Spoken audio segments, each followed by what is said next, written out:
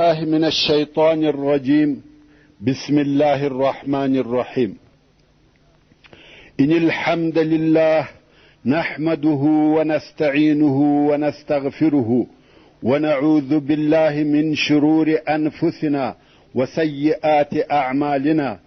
من يهده الله فلا مضل له ومن يضلل فلا هادي له، وأشهد أن لا إله إلا الله وحده لا شريك له، وأشهد أن محمدا عبده ورسوله صلى الله عليه وآله وأصحابه وسلم تسليما كثيرا. أما بعد، تسرور كائنات ژوند پنځمه پته. السلام علیکم ورحمت الله وبرکاته. محترم ورونو، په تیره څلرمه پته کې موږ هغه بیان کاوه چې تر رسول الله صلی الله علیه و آله وسلم د مخه او یا د رسول الله صلی الله علیه و آله وسلم تر بعثت د مخه په جزیرة العرب کې نور خلق هم موجود و چې د الله جل جلاله پر وحدانیت او یووالی عقیده درلوده، مګر د دې خلقو شمیر او عدد ډیر لږ و چې الله جل جلاله هدایت ورته کړی و.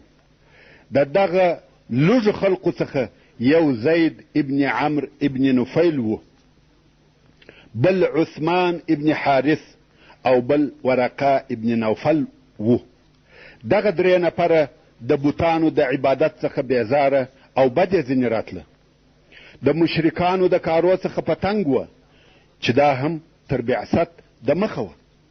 نو دغه درې نفره سره کښېنستل او مشوره یې وکړه، ویل دغه د بوتانو عبادت خو عبث او بیهوده غلط او باطل کار دی. موږ باید د صحیح او حق دین پوښتنه او معلومات وکړو او په اتفاق سره دې خوا او ها خوا ته ګرځي. د لوی عالم پوښتنه کوي چې هغه و دوی ته حق دین او سمه لار وروښيي.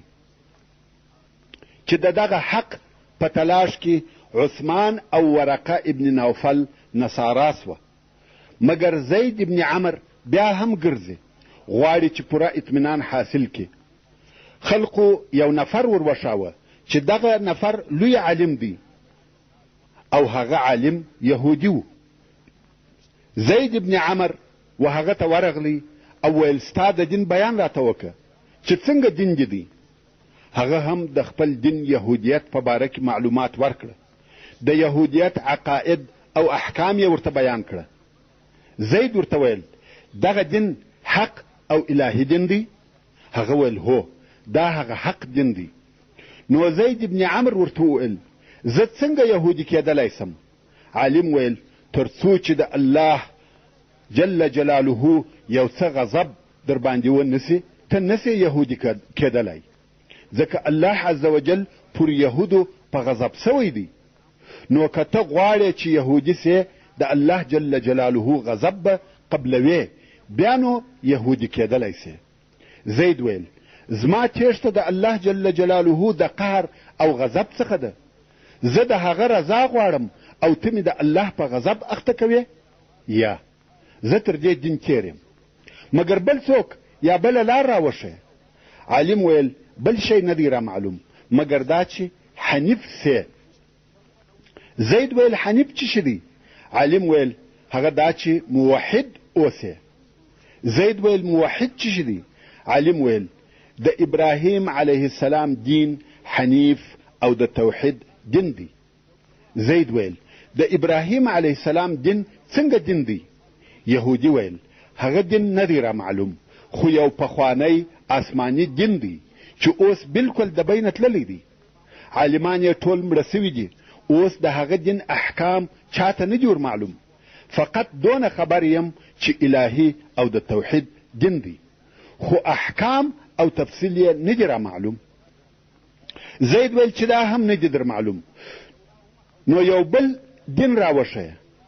عالم ویل زه تر دغه زیات نه پوهېږم، ته و فلاني نفر ته ورسه، هغه هم لوی عالم دی. زید رهیسو و هغه نفر ته ورغلی او ویل ما ته حق دین راوښیه. هغه ویل دغه د مسیح علیه السلام دین حق دین دی او د دین عقاید او احکام یې ورته بیان کړه. څرنګه چې دا عالم نصراني و د نصرانیت دین یې وروښوی. زید ویل زه څنګه نصراني کېدلی سم؟ عالم ورته ویل ته بې له ضلالته نسې نصراني کېدلی، ځکه نصارا ګمراه سوي دي. که ته غواړې چې نصراني سې یو څه ضلالت به قبلوې او بیا حساب پر الله دی. زید ویل زه د ګمراهۍ او ضلالته تښتم او ته مې ګمراهۍ ته ورکشوې. زه مستقیمه او ثابته لار غواړم. عالم ویل زموږ دین دغه دی، نور ته اختیار لرې. ورونو په سورة الفاتحه کې الله جل جلاله فرمایي غیر المغضوب علیهم ولا الضالین، یعنی الهی ما ته د هغو کسانو لار مه راښیې چې پر دوی غضب سوی دی چې یهود دي، او د ګمراهانو لار مه راښیې چې نصارا دي. بیرته به خپلې قصې ته راسو. نو زید ویل ښه یوه بله لار او حق دین راوښیې. راهب ویل بله لار او حق دین نه دی را معلوم مګر حنیف سه. زید ویل حنیف څه شي دی؟ راهب ویل هغه د ابراهیم علیه السلام دین دی، آسمانی او د توحید دین دی، مګر څرنګه چې د هغه دین عالمان مړه سوي دي چاته د احکامو صحیح معلومات نسته. زید ویل بې له دغه څخه بل دین راوښیه. عالم ویل نور نو د صحیح دین معلومات راته نسته، نور ټول ادیان منحرف او خطا دي. زید ابن عمرو حریان پاته سو چې څه وکړي او بیرته مکې مکرمې ته رهي سو او پر لارې د ځان سره وایي الهي ته شاهد یې چې زه د ابراهیم علیه السلام پر دین یم، زه حنیف یم، ټول راته وایي چې دا دین حق دی. څرنګه چې زه یې نور په تفاصیلو او احکامو نه یم خبر، نو دونه وایم چې زه موحد او د ابراهیم علیه السلام پر دین یم، بې له یوه الله بل د هیڅ شي عبادت نه کوم، مګر په دې هم نه پوهیږم چې څنګه لمونځ او عبادت وکم، خو د ابراهیم علیه السلام پر دین یم. کم وخت چې به زید ابن عمر غوښته چې لمونځ او عبادت وکړي نو بې له حسابه رکوع او سجدې کولې، ځکه د عبادت هیڅ طریقه نه ور معلومه، د خپله ځانه څخه اجتهاد او عبادت کاوه. کم وخت چې مکې مکرمې ته راغلی نور مشرکان و توحید ته رابولي او د بوتانو د عبادت څخه منع کوي او وایي یوازې د الله جل جلاله عبادت کوي. د مکې مکرمې نورو خلقو پر ده بد ویل، ناپوه او بېعقل یې بلی، خدای پر دا خپل توحید ټینګ و. رسول الله صلی الله علیه و آله وسلم فرمایي زید ابن عمرو ابن نفیل مې ولیدی چې و کعبې شریفې ته یې تکیه کړې وه. خلقو چې به طواف کاوه او د شرک تلبیه به ویل، هغو به ویل لبیک اللهم لبیک لا شریک لك لبیک ان الحمد والنعمة لك والملك لا شریک لك. پر دغه ځای به زید پر نارې کړه بس نور مه وایه، مګر هغو به دا الفاظ پر زیاتول الا شریکا هو لک تملکه وما ملک، چې دغه الفاظ یې د شرک دي، مګر زید دوی د شرک د تلبیې د ویلو څخه منع کول.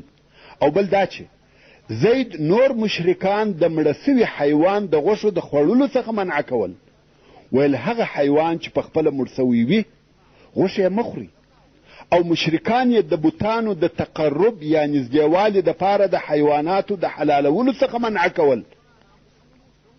یعنی کفارو چې به کم حیوانات د بوتانو پر نامه حلالول او دا یې عقیده وه چې دغه قرباني موږ و دغه بوتانو ته ورنږدې کوي. زید ابن عمر د دغه کاره څخه منع کول او ویل به چې حیوانات د بوتانو پر نامه مه حلالوي. خلقو چې به پوښتنه ځینې وکړه چې د تقرب دپاره د حیواناتو حلالول ولې منع کوي، ده به ویل حیوانات الله پیدا کړي دي او تاسې بل چاته یا د بل چا پر نامه حلالوي، عقل دا نه قبلوي. ورونو د دغسې کارو غلطیا په عقل سره هم ثابتېږي. حیوانات الله جل جلاله خلق کړي دي، خالق او رازق یې الله دی، او مشرکانو به د بت پر نامه یا و هغو ته د نزدېکت دپاره حلالول. مقصد دا چې زید ابن عمر د شرک د بدو او ناوړو کارو څخه منع کول. او دغه زید ابن عمر تر بعثت 15 کاله د مخه وفات سو رحمت الله تعالی علیه. د رسول الله صلی الله علیه و آله وسلم سره یې لیدلی دي، صحبت یې ورسره کړی دی، مګر د رسول الله صلی الله علیه و آله وسلم د بعثت او رسالت وخت یې نه دی نیولی. رسول الله صلی الله علیه و آله وسلم د دغه زید ابن عمر په باره کې فرمایي یبعث یوم القیامة امة وحده، یعنی دغه زید به د قیامت په ورځ یوازې د یو امت را پاڅول کیږي. نور خلق په مجموعي شکل سره امتونه وي، دا د ابراهیم علیه السلام امت دی، دا د موسی علیه السلام امت دی، دا د عیسی علیه السلام امت دی. دغه رنګه ټول خلق امت دی، مګر زید ابن عمر به یوازې د خپل ځان دپاره امت وي. او رسول الله صلی الله علیه و آله وسلم فرمایي رأیته یجر اثوابه فی الجنة، یعنی زید می ولیدی چې په جنت کې خپل کالی کشوي، یعنی په جنت کې اوسیږي. دغه زید بیل نبی بیل رسوله په خپل عقل او کوشش و هدایت او سمیلاري ته ورسېدی. دا د ورقه ابن نوفل د نصرانیت قصه وه او د زید ابن عمر د توحید قصه وه. او په جزیرة العرب کې د موحدینو څخه یو بل نفر و چې قس ابن ساعده نومېدی. دغه قس د ډېر عمر سړی و. ځینې مورخین د ده په عمر کې مبالغه کوي، وایي عمر یې 600 کلو ته ورسېدی. خو زموږ مقصد یې عمر نه دی، بلکې دا مو مقصد دی چې قس د هغو خلقو څخه و چې دی په خپله پر توحید و او هم یې نور خلق و توحید ته رابلل. او پس له مرګه یې پر راژوندي کېدو ایمان درلودی، پر بوتانو یې بد ویل او خلق یې دغه خپلې د توحید عقیدې ته رابلل. څرنګه چې قریشو د ده دغه د توحید عقیده نه قبلولی سوای او نه زغملی سوای، نو قس یې د مکې مکرمې څخه ویستی، فراره یې کړي. نو ده په دشت او صحرا کې ژوند کاوه. څرنګه چې دی پوه، هوښیار او حکیم سړی و، نو خلق به هلته د ده د ملاقات او مشورو دپاره ورتله. حتی دی په وعظو او نصیحتو کې هم یو نثر لري. او د ده په حکمتو به عربو مثالونه تیرول. د قصد د حکمتو څخه یو څه داسې دي. دی وایي من عاش مات ومن مات فات وكل ما هو آت آت. او بیا وایي أيها الناس استمعوا وعوا إن في السماء لخبرا وإن في الأرض لعبرا بحر يفور ونجوم تغور وسقف مرفوع ومهاد موضوع. او داسې نور حکمتونه لري. او دی چې هلته په غرو او دشتو کې یوازې اوسېدی، وحشي او څیرونکو حیواناتو الفت ورسره نیولی و او ژوند یې ورسره کاوه. حتی یو نفر وایي زه یو وخت وقس ابن ساعده ته د مشورې دپاره ورغلم. دی د اوبو د حوض پر غاړه ناست و او دغه حوض ته د اوبو د چښلو دپاره زمریان هم راتله، خو یوه به د اوبو په چښلو کې تر هغه بل ځان د مخه کاوه. قس به هغه په لکړه وواهه او ورته ویل به صبر وکړه چې ملګری دې اوبه وچښي. او دغه قس هم تر بعثت د مخه وفات سو. مقصد دا چې په جزیرة العرب کې د مخه هم ډېر لږ نفر موحدین موجود و او خلق به توحید ته رابلل، مګر ویښ زړونه او اورېدونکي غوږونه نه وه چې د دوی آواز واوري، تر څو چې محمد صلی الله علیه و آله وسلم د الله جل جلاله د طرفه په رسالت سره اختیار کړه سو او خلقو ته آخري رسالت راوړي او د الله جل جلاله د طرفه وحی ورته نازلې سوې. د مخه هغه نور موحدین موجود و، مګر اثر او نتیجه یا هیڅ نه وه یا خو ډېره کمه وه. خو د رسول الله صلی الله علیه و آله وسلم د رسالت اثر لوی او ابدي اثر و چې ټوله جزیرة العرب یې د شرک څخه خلاصه کړه او جهان یې د توحید په نور ډک کړي. د الله جل جلاله د طرفه ورسول الله صلی الله علیه و آله وسلم ته د سورة المدثر د اولو 7 آیاتو په نزول سره یو شمیر الهي امرونه صادر سوه چې دغه امرونه په ښکاره او ظاهره سره ډیر بسیط او آسانه اوامر دي، خو په حقیقت کې مقصد ډیر لوړ او اثر یې ډیر قوي دی. په دغه نازل سوو آیاتو کې اول یا ایها المدثر قم فانذر، د هر هغه چا انذار او بیرول مقصد دی چې د الله عز وجل د رضا او اوامرو څخه مخالفت کوي. هر هغه څوک چې په عالم کې موجود وي هغه باید د خپلو مخالفو اعمالو په بده نتیجه او جزا داسې وبیرول سي چې په زړه کې یې ریږد او وارخطایي پیدا سي. قم فانذر.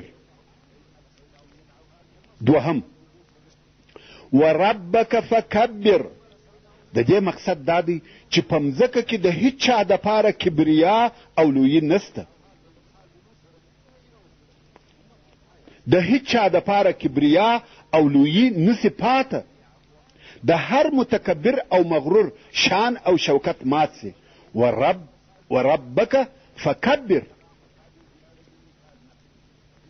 دریم وثيابک فطهر والرجز فهجر، مقصد دا چې هر څوک باید په خپل ظاهري او باطنی پاکی کې ډیر کوشش وکړي. خپل نفس باید د ګناهو د نجاست څخه تر داسې اندازې پاکي چې د نفس د الهي رحمت، هدایت او نور قابل وګرځي او په بشري ټولنه کې یو مثال او نمونه سي. سالم زړونه وده ته میلان پیدا کی او ورجذب سي، او هغه مشکوک زړونه د ده په هیبت او فخامت ثابت او سالم وګرځي. څلورم ولا تمنن تستکثر، د دې څخه مقصد او هدف دا دی چې خپل کوشش او فعالیت ډیر عظیم ونه بولي، بلکې نور هم همیشه په جد او جهد کې وي. د یوه کار تر خلاصولو وروسته د بل پر شروع کولو اقدام کوي. د حق د ثابتولو دپاره ډیر جهد، ډیره تضحیه او قرباني شندي، او بیا هم دغه خپل کوششونه تر داسې اندازې هیروي لکه هیڅ چې نه وي کړي. او په آخرني آیات کې الله عز وجل فرمایي ولربک فاصبر، و دې ته اشاره ده چې د معاندینو د طرفه څخه به مخالفتونه، آزارونه، پسخندونه او سپکوالی ویني تر داسې اندازې چې ستا او ستا د اصحابو د وژلو کوششونه به کیږي، او غواړي به چې ټول هغه کسان چې پر تا راګرځېدلي دي نیست او نابود کړي. خو الله عز وجل ورته فرمایي چې پر دې ټولو به په پوره قوت او اطمینان، په ډاډ او ثبات صبر کوي. د خپل نفس د نفسانی خوندو او لذاتو څخه به د یوه لذت په طمع نه یې، بلکې د خپل رب د رضا په حاصلولو کې به کوشش کوي. الله اکبر. دغه امرونه په ظاهره څونه آسانه او بسیط وه. 7 آیاته، ډېر کوچني کوچني آیاتونه، مګر په عمل کې څونه عظیم او فخیم دي. په خپله په دغه آیاتو کې دعوت او تبلیغ سته. اول دا چې د انذار خپل مفهوم دا دی چې په دنیا کې داسې اعمال سته چې نتیجه یې بده او وکونکي ته جزا ورکول کیږي. حال دا چې هر څوک په دې پوهیږي چې په دې دنیا کې د انسان د اعمالو جزا نسته، نو د انذار څخه مقصد دا سو چې بیله د دنیا د ورځو څخه یوه بله داسې ورځ سته چې په هغه کې د اعمالو جزا ورکول کیږي، چې هغه د قیامت ورځ ده. او د دې څخه دا معلومه سوه چې بیله دغه دنیوي ژوند څخه یو بل ژوند هم سته. او دغه ټول تلاوت سوي آیاتونه د بندگانو څخه خالص او صریح توحید غواړي.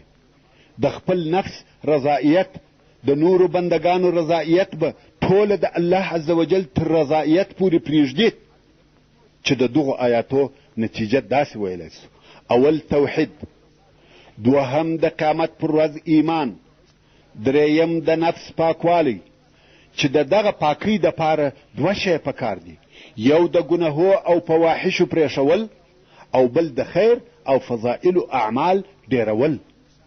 څلورم ټول کارونه به د الله عز وجل د رضا دپاره وي.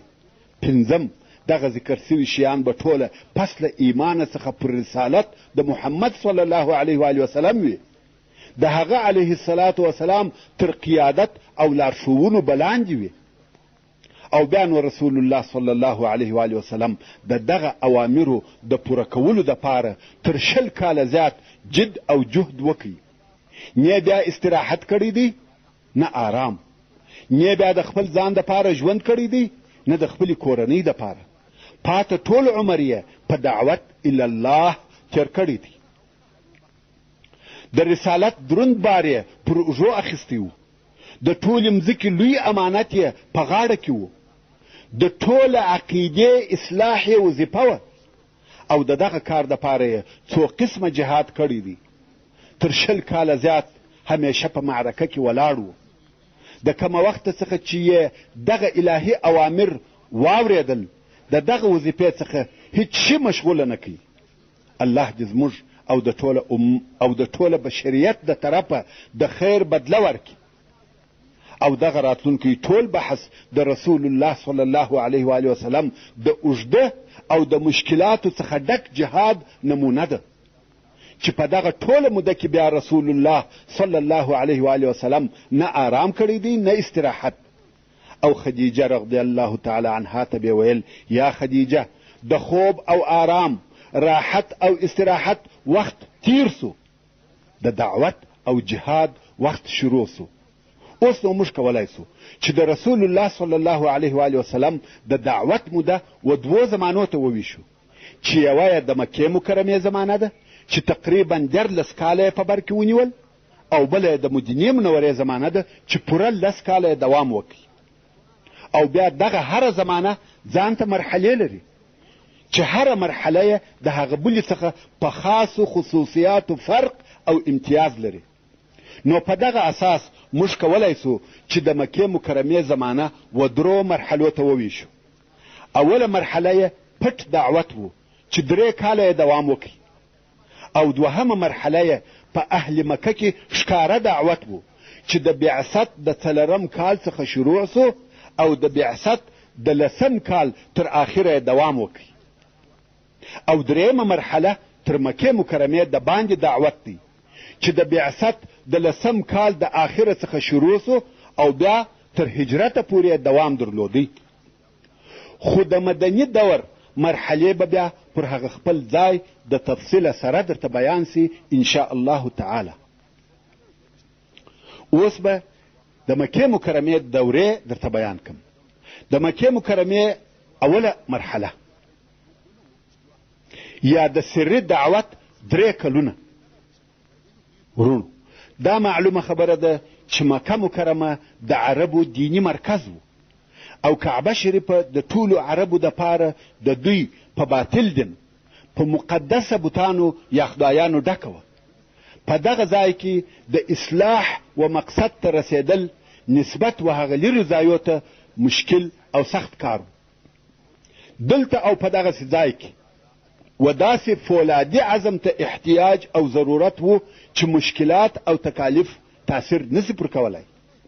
او په داسې ځای کې هنر او حکمت دادی چې په ابتدایي مرحله کې دعوت پټ او سری وي. دا د دې دپاره چې و ټوله اهل مکې ته ناببره د یوه داسې کار ونه ویل سي چې د دوی هیجان او احساسات راوپاروي. نو د عقل تقاضا دا وه چې رسول الله صلی الله علیه و وسلم په شروع کې اسلام پر داسې چا عرض کې چې هغه د ده کورنۍ یا په ده پورې مشتي خلق وي، یا د ده علیه الصلاة وسلام اشنایان وي، او هر هغه څوک و اسلام ته راوبولي چې په هغو کې د خیر علامې موجودې وي، او داسې څوک دعوت کې چې دی صلی الله علیه و وسلم دوی پیژني، او دوی صلی الله علیه و وسلم پیژني. یعنی دته دا ور معلومه وي چې دغه خلق حق او خیر خوښوي، او هغو ته بیا دی صلی الله علیه و وسلم د صدق او اصلاح په صفت ور معلوم وي، او د هغو څخه بیا هغو کسانو د رسول الله صلی الله علیه و آله وسلم دعوت قبول کړي چې هغو ته د رسول الله صلی الله علیه و آله وسلم په عظمت، د نفس په پاکي او د خبرو په صداقت کې هیڅ شک نه و، چې هغه کسانو ته په اسلامي تاریخ کې د سابقین الاولین په نامه سره ویل کیږي، چې د هغو ټولو په مقدمه کې 4 نفره دي. اول ام المؤمنین حضرت خدیجه بنت خویلد رضی الله تعالی عنها، د رسول الله صلی الله علیه و آله وسلم وفادار زوجه. دوهم د رسول الله صلی الله علیه و آله وسلم آزاد کړه سوی مریی زید ابن ثابت ابن شرحبیل رضی الله تعالی عنه، چې زید ابن محمد ورته ویل کېده. دریم د رسول الله صلی الله علیه و آله وسلم د اکازوی حضرت علی ابن ابي طالب رضی الله تعالی عنه، چې کوچنی او هلک و. څلورم د رسول الله صلی الله علیه و آله وسلم خوږ صادقه او وفادار ملګری حضرت ابو بکر الصدیق رضی الله تعالی عنه. دغه 4 نفرو د دعوت په اولو ورځو کې ایمان راوړي. اوس به دغه 4 نفره په تفصیل سره درته معرفي سي. اول خدیجه بنت خویلد رضی الله تعالی عنها، چې د مخه معرفي سوې ده و تکرار ته حاجت نسته. دوهم زید ابن حارث، چې زید ابن محمد ورته ویل کېده، او دا چې رسول الله صلی الله علیه و آله وسلم زید په زویواله نیولی و، هغه لره یوه قصه ده. هغه دا چې دغه زید کوچنی و او په خپله کورنۍ کې د خپل مور او پلار سره اوسېدی، او د عربو د قبیلو خو دا عادت او تجارت و چې همیشه به یوې قبیلې پر بلې قبیلې تیری او تجاوز کاوه، مالونه او انسانان به ځینې بیول. نو یو وخت د دغه زید پر قبیلې بلې قبیلې حمله وکړه، چې په دغه وخت کې د زید عمر 8 کاله و، او زید یې هم د بندیانو په جمله کې بوتی، او بیا یې د مریي په شکل خرڅ کړي. خو په بل روایت کې وایي زید د 8 کالو و چې مور یې د خپلو دوستانو د لیدلو دپاره د یوې قبیلې څخه بلې قبیلې ته تله، او زید یې هم د ځان سره ملګری کړی و. په لار کې د بني القین قبیله پر پیښه سوه، او زید یې ځینې بوتی، بیا یې د مریي په ډول د حباشه په بازار کې خرڅ کړي. او حکیم ابن حزام چې د مکې مکرمې د قریشو څخه و، د نورو مریانو سره دغه زید هم رانیوی، او بیا یې و خدیجې رضی الله تعالی عنها ته په هدیه کې ورکړي. او خدیجې رضی الله تعالی عنها د رسول الله صلی الله علیه و آله وسلم سره تر واده کولو وروسته و رسول الله صلی الله علیه و آله وسلم ته په هدیه کې ورکړي. او د زید پلار چې حارثه نومېدی په زید پسې ډېر غمجن و، او همیشه د هغه په تلاش کې و چې چیرې به پیدا کړي. په دې کې کلونه تېر سوه چې پلار په زوی پسې ګرځي، څو په آخر کې دا معلومات ورته وسوه چې زوی یې په مکه مکرمه کې دی. نو پسې رارهي سو او مکې مکرمې ته راغلی، زوی یې پیدا کړي. نو د هغه مالک ته چې محمد صلی الله علیه و آله وسلم دی ورغلی. البته دا قصه د مخه تر بعثت وه. ویل یا محمد، دغه زید زما زوی دی او دی حر دی، خو دشمنانو خرڅ کړی دی. زه اوس راغلی یم او غواړم چې دغه خپل زوی ستا څخه رانیسم. رسول الله صلی الله علیه و آله وسلم ورته وویل یا خرڅوم یې نه، مګر یو کار به وکم، هغه دا چې په خپله زید ته به اختیار ورکم، که ستا سره ځي در سره ولاړ دي سي، او زما د طرفه بې له قیمته آزاد دی، او که زما سره پاتېږي پاته دي سي. د زید خوښه او اختیار دی. د زید پلار حارثه په دې خبره ډېر خوشحاله سو چې دا ډېر ښه او بهترین اختیار دی، ځکه حارثه پوهېدی که یو چاته اختیار ورکړه سي چې مریی پاته کېږي که د پلار سره ځې، هغه حتما د پلار سره ځي. نو خپل زوی ته ورغلی، ویل زویه محمد تا ته اختیار در کړی دی، دلته د ده سره مریی پاته کېږي او که زما سره ځې. زید ویل والله پر محمد صلی الله علیه و آله وسلم هیڅوک نه خوښوم او نه اختیاروم. ورونو دا د مخه تر بعثت د رسول الله صلی الله علیه و آله وسلم اخلاق وه. نو د دغه ځایه څخه د رسول الله صلی الله علیه و آله وسلم اخلاق او گزاره معلومیږي چې حتی د مرئي سره یې څنګه ښه ژوند او د محبت گزاره کول. او زید وویل والله زه ګمان نه کوم چې مور او پلار دې داسې ښه او د محبت ژوند را سره وکړي لکه محمد چې یې را سره کوي. تاسې دې رحمت، مهرباني او حسن معاشرت ته وګورئ چې خیر البشر صلی الله علیه و آله وسلم د مرئي سره کول، چې هغه مرئي دي دی صلی الله علیه و آله وسلم تر مور او پلار خوښ او اختیار کړي. او دا اخلاق د مخه تر دې وه چې وحی ورته نازلې او د الله جل جلاله د طرفه رسول سي. نو ځکه به خلقو صادق الامین ورته ویل. او زید پر دې ټینګار کاوه چې د محمد صلی الله علیه و آله وسلم سره پاته کېږم. د زید پلار حارثه په تعجب کې سو چې دا څنګه کېدلی سي چې مالک دې تر پلار خوښ وي. بیا نو رسول الله صلی الله علیه و آله وسلم د دې دپاره چې د حارثه زړه مطمئن سي د قریشو په حضور دا اعلان وکړي چې زید آزاد او حر دی. او بیا یې دا اعلان وکړي چې زید زما زوی دی. پخوا د جاهلیت په وختو کې په عربو کې داسې وه چې یو چا به پردی څوک خپل زوی وګرځاوه او هغه به په ټولو احکامو او معاملاتو کې داسې سو لکه د ده نسبي او واقعي زوی. یعنی په میراث کې، د نکاح په حراموالي کې او داسې نورو مسائلو کې به واقعي زوی او د فامیل جز وګرځېدی. نو تر دغه ورځې وروسته وزید ته زید ابن محمد ویل کېده، تر څو چې دغه زوی ګرځول چې په عربي کې تبني ورته وایي، یعنی د بل چا زوی د ځان زوی بلل په اسلام کې منع سوه. څرنګه چې پس له بعثته رسول الله صلی الله علیه و آله وسلم په دعوت او تبلیغ امر کړه سو، زید د رسول الله صلی الله علیه و آله وسلم په کور کې و او رسول الله صلی الله علیه و آله وسلم و اسلام ته دعوت کوي او هغه هم مسلمان سو. او دریم نفر چې هغه هم د رسول الله صلی الله علیه و آله وسلم په کور کې و حضرت علی ابن ابي طالب رضی الله تعالی عنه و. او د رسول الله صلی الله علیه و آله وسلم په کور کې د حضرت علی رضی الله تعالی عنه د اوسېدلو سبب دا و چې ابو طالب ډیر غریب سو او دا واقعه هم تر بعثت د مخه وه. ابو طالب دونه غریب او مسکین و چې د خپلو اولادو نفقه پر تکلیف وه، خپل اولادونه یې نسوای مړولی.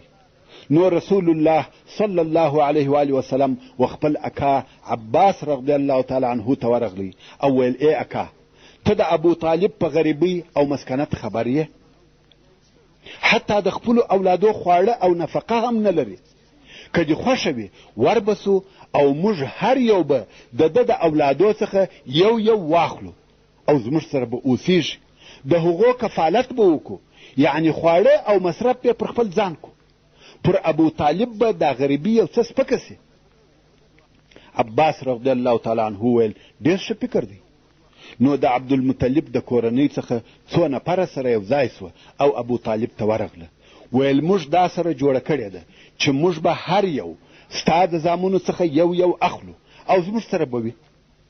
ابو طالب ویل که یو عقیل را پرېږدئ په نورو کې ستاسې خوښه ده. عقیل د ابو طالب مشر زوی و. ویل دا را پرېږدئ چې زما سره کومک کوي. دوی هم عقیل ور پرېښاوه او هر یوه د ابو طالب یو اولاد د ځانه سره بوتی. رسول الله صلی الله علیه و آله وسلم علی ابن ابي طالب رضی الله تعالی عنه راوستی، ځکه علی هغه وخت هم پر رسول الله صلی الله علیه و آله وسلم ګران و. او حضرت علی رضی الله تعالی عنه د رسول الله صلی الله علیه و آله وسلم په کور کې تربیه سو او هیڅ وخت یې د بت عبادت یا و بت سجده نه ده کړې، ځکه دی د رسول الله صلی الله علیه و آله وسلم په کور کې لوی سو. او دا چې موږ وایو علی کرم الله وجهه، د هغه مقصد هم دا دی چې الله جل جلاله د ده مخ مکرم کړی دی. په څه سبب یې مکرم کړی دی؟ ځکه د ده مخ یې د بوتانو د عبادت څخه ساتلی دی. دا د دغه جملې د ویلو سبب دی چې موږ د ده د نامه سره وایو کرم الله وجهه. نو علي رضی الله تعالی عنه هم مسلمان سو چې دا د رسول الله صلی الله علیه و آله وسلم د کورنۍ څخه دریم نفر دی. او بیا د رسول الله صلی الله علیه و آله وسلم لونو ایمان راوړي: رقیه، زینب، ام کلثوم، فاطمه رضی الله تعالی عنهن اجمعین. دا د رسول الله صلی الله علیه و آله وسلم په کورنۍ کې د ننه د ایمان راوړلو ترتیب و. خو د رسول الله صلی الله علیه و آله وسلم تر کورنۍ د باندې هغه اولین نفر چې و اسلام ته دعوت سوی دی او هغه هم بې له پوښتنې او بې له دلیله څخه اسلام او ایمان قبول کړی دی، هغه سیدنا ابوبکر الصدیق رضی الله تعالی عنه دی. رسول الله صلی الله علیه و آله وسلم فرمایي: هر څوک چې می اسلام ته رابللی دی د اسلام په باره کې بحث او نقاش را سره کړی دی، پوښتنې او معلومات یې را څخه کړي دي بې له ابوبکر صدیق رضی الله تعالی عنه څخه. فقط رسول الله صلی الله علیه و آله وسلم ورته وویل: زه د الله جل جلاله د طرفه رسول یم. ابوبکر رضی الله تعالی عنه وویل: اشهد انک رسول الله، شاهدی ادا کوم چې ته رسول الله یې، بې له نقاشه، بې له بحثه، بې له پوښتنې چې کله او څنګه. او دا یې هم ونه پوښتل چې څنګه دین دی او د کومه راغلی دی. هیڅ پوښتنه یې هم ونه کړه. د اولې لحظې څخه صدیق و. دا ولې؟ ځکه ابوبکر صدیق رضی الله تعالی عنه رسول الله صلی الله علیه و آله وسلم پیژندی. اخلاق، امانت او صداقت یې پوره ورته معلوم و او پوهېدی چې دی صلی الله علیه و آله وسلم هیڅکله مخالفه خبره او درواغ نه وایي. پس له دې څخه چې ابوبکر رضی الله تعالی عنه په اسلام مشرف سو، فورا یې په تبلیغ او دعوت شروع وکړه. څرنګه چې ابوبکر صدیق رضی الله تعالی عنه د الفت او محبت خاوند و، پوست او نرم سړی و، ښه اخلاق یې درلوده، نو د ده د قوم خلق به د ده د علم او تجارت او د ده د ښو اخلاقو په سبب ورته راتله. او ده هم د هغو کسانو په دعوت شروع وکړه چې د ده همنشینه او مجلسان و. د ده رضی الله تعالی عنه په دعوت سره په اولو ورځو کې دغه کسان مسلمانان سوه: عثمان ابن عفان الاموي، زبیر ابن العوام الاسدي چې ځوان او د 14 کلو و، عبدالرحمن ابن عوف، سعد ابن ابي وقاص چې د رسول الله صلی الله علیه و آله وسلم د ماما زوی دی، طلحه ابن عبید الله. دا ټول د حضرت ابوبکر صدیق رضی الله تعالی عنه د دعوت په واسطه مسلمانان سوي دي. دغه اته نفره د اسلام اوله ډله او د محمدي دعوت اول ګلان دي. دا کار د واقعي او صادقه مسلمان دی. کوم وخت چې ایمان راوړي په هغه لحظه یې په دعوت شروع وکړه چې دا د ابوبکر صدیق رضی الله تعالی عنه صدق او تصدیق دی. او دی رضی الله تعالی عنه تر ټول امت غوره او بهتر دی. رسول الله صلی الله علیه و آله وسلم د ده په باره کې فرمایي: لو وزن ایمان الامه بایمان ابي بکر لرجح ایمان ابي بکر. یعنی که د ابوبکر ایمان د ټول امت د ایمان سره وتلل سي، د ابوبکر ایمان به پر دروند سي. او رسول الله صلی الله علیه و آله وسلم فرمایي: والله ما وطئ الارض بعد الانبیاء خیر من ابي بکر. یعنی والله پس له انبیاو څخه تر ابوبکر ښه او بهتر پر مځکه نه دی ګرځېدلی. پس له انبیاو څخه ښه او بهترین د خلقو ابوبکر صدیق رضی الله تعالی عنه دی. ورونو، دا د صدیق اکبر مقام او درجه ده او دا یې فداکاري وه چې د اسلام په شروع او ابتدا کې یوازې د دعوت دپاره دغه خدمت وکړي چې د 10 مبشرو څخه 5 نفرو د ده رضی الله تعالی عنه پر لاس ایمان راوړی دي. او د هغو کسانو څخه چې په شروع کې په اسلام مشرفه سوي دي د ځینو نومونه په داسې ډول سره دي: بلال ابن رباح الحبشي، او د دې امت امین ابو عبیده عامر ابن الجراح، ابو سلمه ابن عبد الاسد، ارقم ابن ابي الارقم، عثمان ابن مزعون، او د ده دوه ورونه قدامه او عبد الله، عبیده ابن الحارث ابن المطلب، سعید ابن زید، او د ده ښځه فاطمه بنت الخطاب چې د عمر ابن الخطاب رضی الله تعالی عنه خور ده، خباب ابن الارت، عبد الله ابن مسعود، او ځینې نور خلق رضی الله تعالی عنهم اجمعین، چې و دغو نفرو ته سابقون الاولون ویل کیږي. دغه ذکر سوي خلق په پټه مسلمانان سوي وه، او رسول الله صلی الله علیه و آله وسلم به په پټه سره یو ځای کول او دین به ورشاوه، ځکه تر اوسه لا دعوت سري او فردي و. او کم وخت چې به یوه د دغه مسلمانانو د عبادت کولو اراده وکړه، نو به د مکې مکرمې په شیلو کې د قریشو د نظره او لیدلو څخه ځان پټ او غائب کړي. هلته به په پټه سره د خپل رب عبادت کاوه. او بیا چې د دغه مسلمانانو شمیر و 10 نفرو ته ورسېدی چې په دې عدد کې نر او ښځې دواړه داخل وه، بیا نو رسول الله صلی الله علیه و آله وسلم د دوی د اجتماع او تعلیم دپاره د دوی څخه د یو نفر کور اختیار کړي، چې دا کور د ارقم ابن ابي الارقم و. ویل دلته به د تعلیم او ارشاد دپاره سره یو ځای کیږو، او د سورة المدثر تر نزول وروسته پرلپسې وحی نازلېدې، چې د دغه وخت نازل سوي آیاتونه د نفس پر پاکی او د ګناهو پر پرېښولو مشتمل و. د اور او جنت بیان به پکښې موجود و. مؤمنان یې په داسې فضا کې تربیه کول چې د دغه موجوده ټولنې سره یې ډېر فرق درلودی. د دغه مرحلې دعوت که څه هم سري او فردي و، خو بیا هم و قریشو ته ځینې اخبار رسېدل، خو د قریشو کومه پروا نه پکېده. امام غزالی رحمه الله وایي د اسلام او اسلامي دعوت ځینې معلومات و قریشو ته ورسېده، خو سر یې نه په ګرځاوه. شاید دوی دا فکر کاوه چې محمد صلی الله علیه و آله وسلم هم یو د هغو کسانو څخه وي چې د مخه پیدا سوي وه، چې په الوهیت او د الله جل جلاله په حقوقو کې یې خبرې کولې، لکه قس ابن ساعده او عمرو بن نفیل او داسې نور. خو بیا هم د رسول الله صلی الله علیه و آله وسلم د اخبار د نشرېدو څخه او د هغه د تاثیر څخه د قریشو په زړو کې بیره پیدا سوه، او د ده صلی الله علیه و آله وسلم د دعوت مراقبت یې شروع کړي. پر دغه حال 3 کاله تیر سوه. بیا هم دعوت سري او فردي دی. په دغه موده کې د مسلمانانو یوه کوچنۍ ډله جوړه سوه چې د دوی په مابین کې مطلق د ورورګلوۍ او تعاون ژوند و. او بیا وحی نازل سوې چې رسول الله صلی الله علیه و آله وسلم یې په دې سره مکلف کړي چې خپل قوم ته د اسلام اعلان وکړي او د دوی د باطل دین په مقابل کې ودرېږي او د دوی د بوتانو ماهیت او اهمیت بیان کړي. چې دا نو د مکې مکرمې 2مه دوره سوله چې په ښکاره سره دعوت کیږي.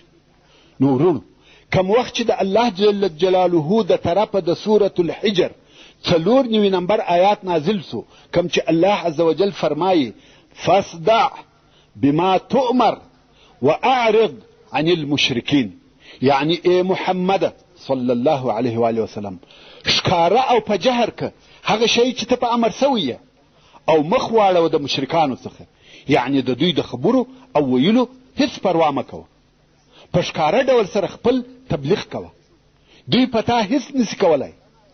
د دغه آیات په نزول د الله جل جلاله د طرفه رسول الله صلی الله علیه و آله وسلم امر کړی سو چې و اسلام ته دعوت عام که. یوازې دا نه چې خپل اقارب، دوستان او هغه څوک چې ستا پر شاوخوا دي هغه و اسلام ته دعوت که، یا بلکې عام او ټول خلق و اسلام ته دعوت که. نو د دغې ورځې په سهار رسول الله صلی الله علیه و آله وسلم د ابي قبیس و غره ته وختي.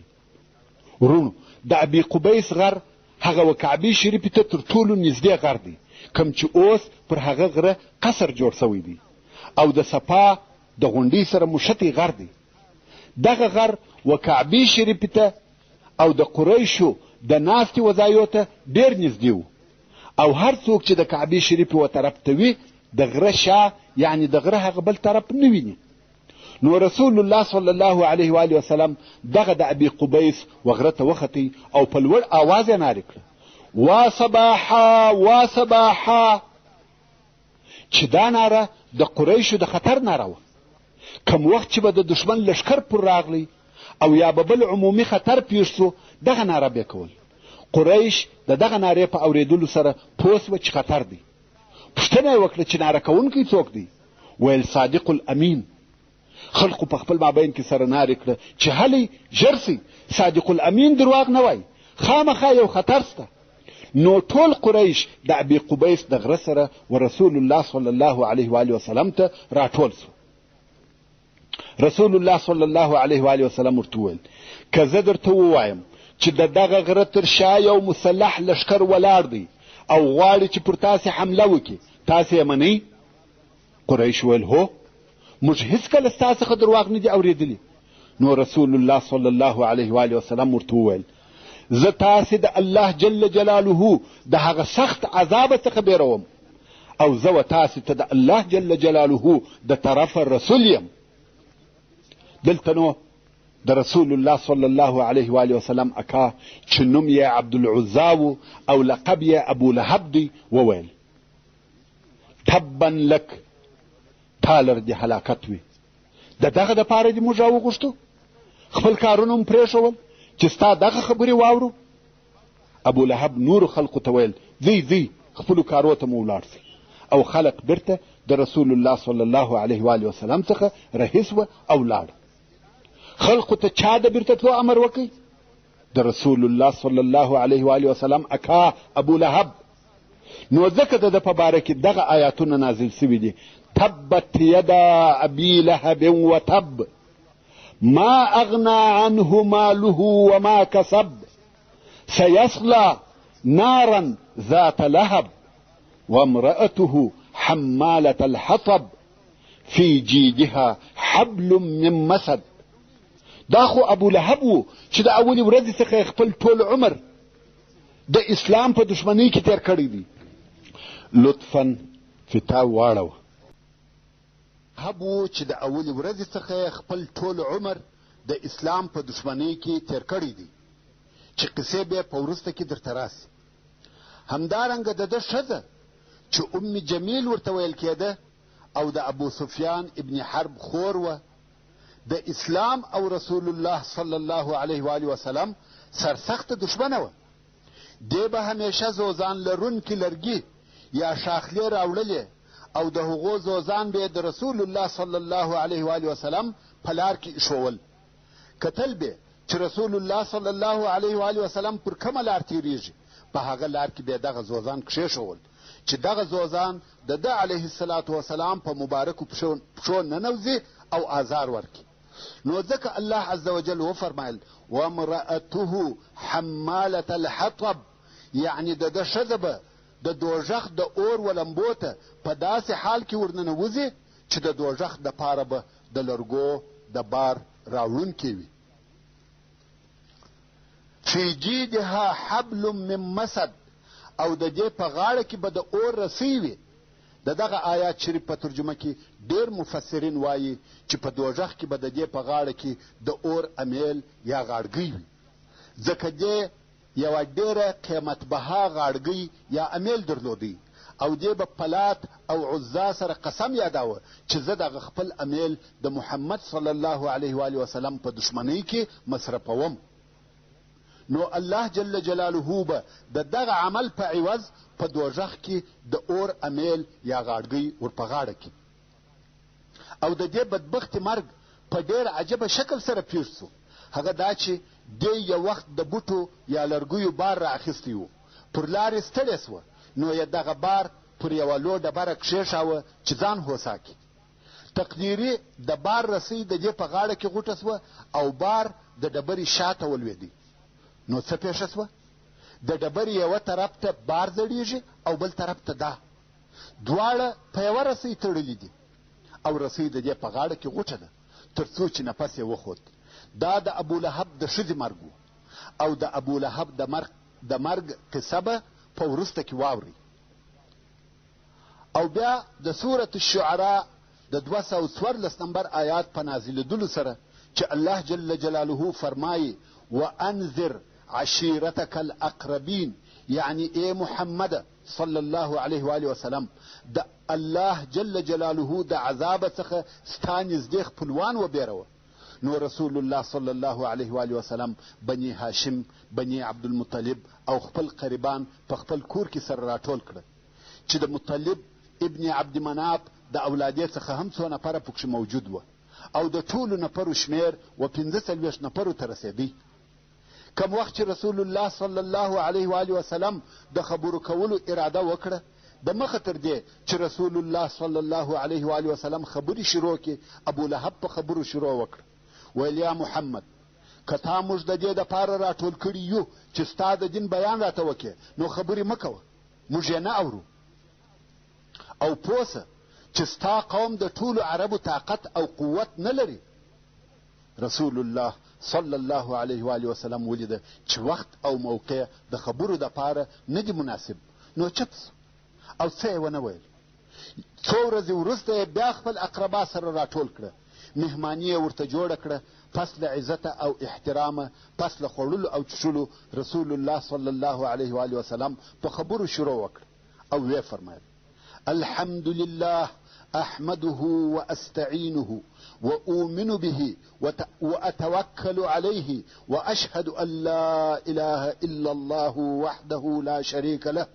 او بیا یې وفرمایل هیڅ رائد و خپل قوم ته درواغ نه وایي، زما دې قسم په هغه الله وي چې بېله د څخه بل الله نسته، چې زه و تاسې ته خاص رسول الله یم او و نورو ټولو خلقو ته عام رسول الله یم. په والله تاسې داسې مرئ لکه چې بیدېږئ او بیا داسې راژوندي کېږئ لکه چې راویښېږئ، او ستاسې سره ستاسې د عملو حساب کېږي، او تر هغه وروسته یا ابدي جنت دی یا ابدي اور دی. ابو طالب وویل موږ ستا نصیحت واورېدی او ستا د خبرو پوره تصدیق کوو، او ستا سره کومک او معاونت زموږ ډېر خوښ دی، او دغه حاضر نفر ستا د پلرو زامن دي، او زه یو د دوی څخه یم، خو زه تر دوی ټولو د مخه و هغه کار ته حاضر یم چې ستا خوښه وي. په هر څه چې امر کړه سوی یې پر هغه اقدام وکړه. په والله زه به همیشه ستا څخه دفاع کوم. خدا بیا بله خبره ده چې زما زړه دا نه خوښوي چې د عبدالمطلب دین پرېږدم. ابو لهب وویل والله دا بد کار دی، د مخه تر دې چې نور خلق یې منع کوي تاسې یې منع کوي.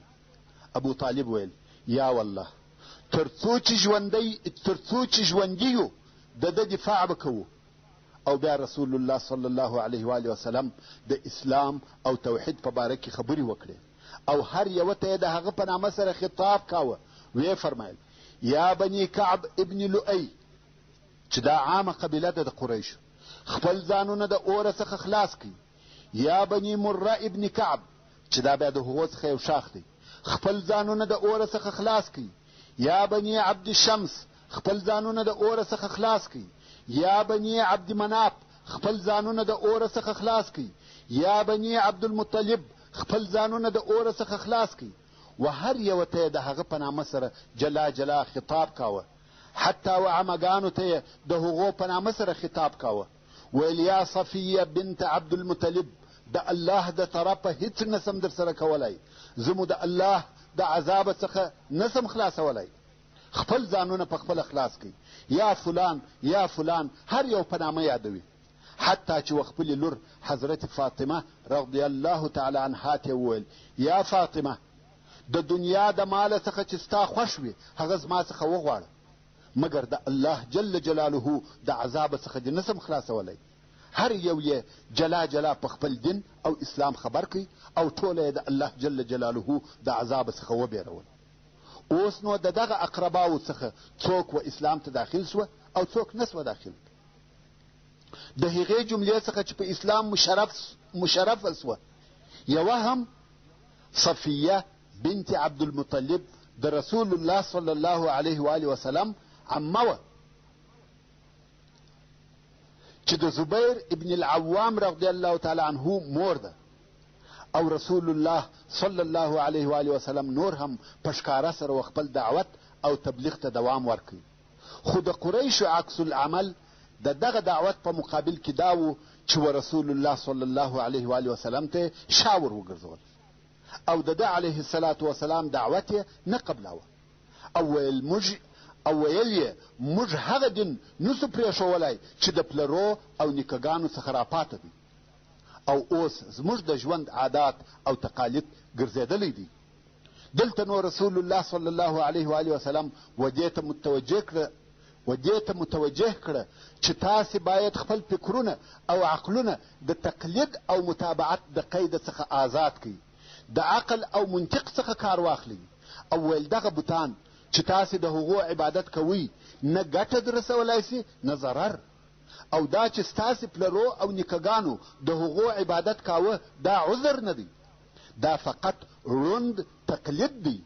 کم وخت چې رسول الله صلی الله علیه و آله وسلم د دوی پر الهو عیبونه وویل، ضعیفه او بېوسه یې وبلل او ویل دا چې ستاسې پلرو او نیکهګانو د هغو عبادت کاوه، ستاسې پلرو د عقله څخه کار نه دی اخیستی، دا خبرې پر کفارو ډېرې درنې سوې. قریش ټول په قهر او غضب سوه. اوس په لوړ اواز سره اوري چې مشرکان او د بوتانو عبادت کوونکي ګمراه دي. دا خبرې لکه یوه صاعقه یا ټکه چې پر راولوېده. د مکې مکرمې په آرامه فضا کې زلزلې شروع سوې. قریش سره یو ځای سوه چې د دغه طوفاني انقلاب مخه ونیسي. بیریږي چې زموږ تقالید او موروثات به د بینه ولاړ سي.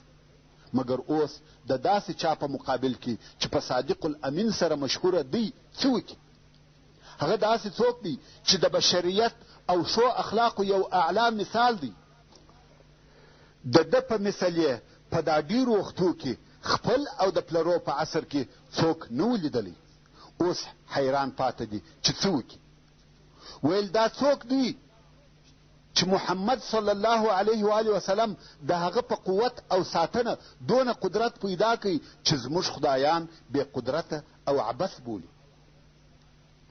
دا معلومه خبره وه هغه څوک چې د محمد صلی الله علیه و آله وسلم ساتنه او حفاظت کوي هغه ابو طالب دی. پس له ډېرو مشورو یې بله لار نه کړه پیدا بې له دې څخه چې د رسول الله صلی الله علیه و آله وسلم اکا ابو طالب ته ورسي او د هغه څخه دا غوښتنه وکړي چې خپل وراره دې د دغه دعوت د کاره څخه منع کړه او ورته ووایي چې دغه د ده علیه الصلاة وسلام دعوت چې وایي خپل الهه یا خدایان پرېږدي او هغه و تاسې ته د نفع یا ضرر رسولو قدرت نه لري، دا زموږ و خدایانو ته ښکنځل دي او په عین حال کې په دغه خبرو کې زموږ د پلرو هغه چې پر دغه دین وه ګمراهي او ناپوهي بیانیږي. د قریشو دا فکر خوښ سو او ژر یې د هغه په عملي کولو شروع وکړه. نو د قریشو د اشرافو څخه یوه ډله و ابو طالب ته ورغله او ورته ویل یا ابا طالب دغه ستا وراره زموږ و الهو ته بد وایي او زموږ دین غلط بولي، زموږ عقیده باطله بولي، زموږ پلرونه چې پر دغه دین و ګمراهان بولي او موږ پوهیږو چې هغه ستا په ساتنه کې دی. یا دی زموږ څخه منع که چپ یې که چې زموږ خدایانو او دین ته بد نه وایي، یا موږ او دی سره پرېږده ځکه ته هم دغه زموږ پر دین او د ده مخالفه یې. ابو طالب د دوی ښه پوست او نرم جواب وکړي او دوی هم ځینې ولاړه. خو رسول الله صلی الله علیه و آله وسلم پر هغه خپل حال و. د الله جل جلاله د دین اظهار او بیان یې کاوه او خلق یې دعوتول. د قریشو څخه یې په ظاهري شکل د ده اکا ابو طالب او د عبدالمطلب اولاده ساتي.